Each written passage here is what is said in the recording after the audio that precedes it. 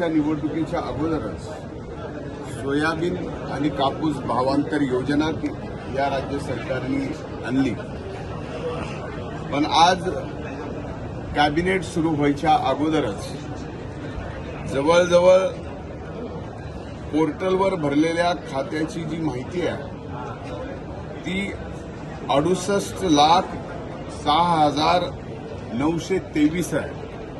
नमो शेतकरी महासन्मानची माहिती सोबत आधार जुळणी व 70% पर्यंत नावे जुळणी झालेलीची माहिती 41,50,696 शेतकरी आहे.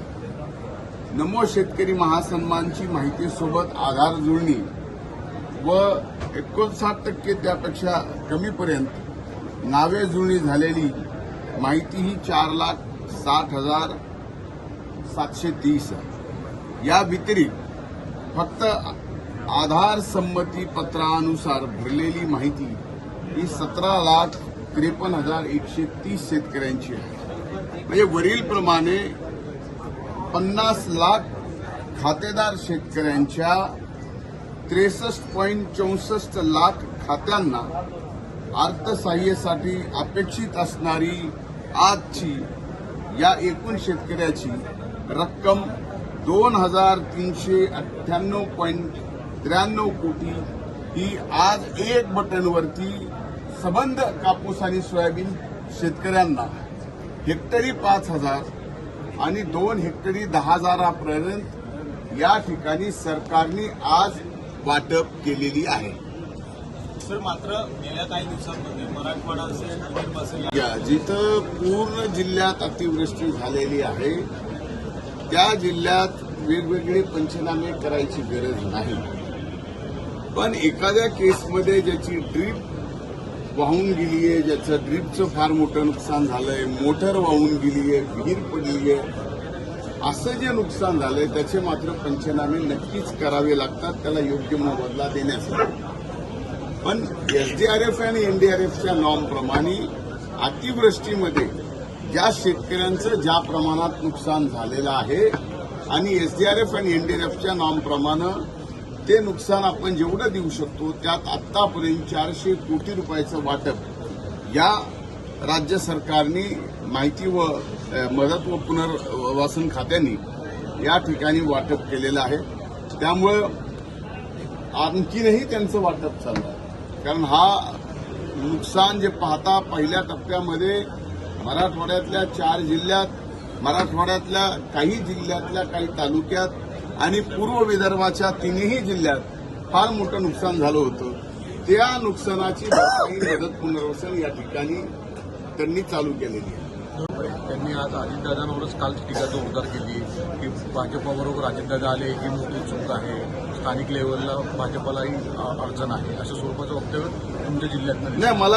मला कळत नाही की भाजपचे लोक तिथं भाजप सोडून जात असताना